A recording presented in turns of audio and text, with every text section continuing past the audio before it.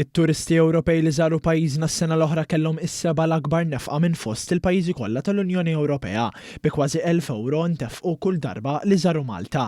Dan ġie kkonfermat minn ċifri pubblikati mill-Uffiċċju tal-Istatistika tal-Unjoni Ewropea il-Eurostat.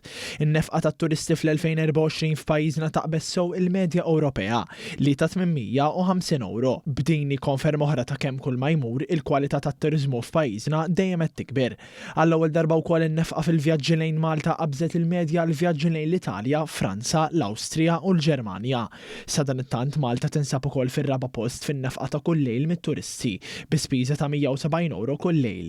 Din kontra l-medja ta' €125 kull lejl fit-turiżmu minn madwar l-Ewropa. Fil-qiegħ tal-lista hemm ir-Rumanija bl-ispiża ta' kull lejl tkun ta' €70 biss. Esperti fil-qasam sostnew li din l-istatistika turi kemm hi fake news il-propaganda li saret dan is-sajf minn elementi tal-Partit Nazzjonalista li pruvaw jikkopjaw il-kampanji tal-overtourism ta' postijiet bħal Barcellona u l-Venezja.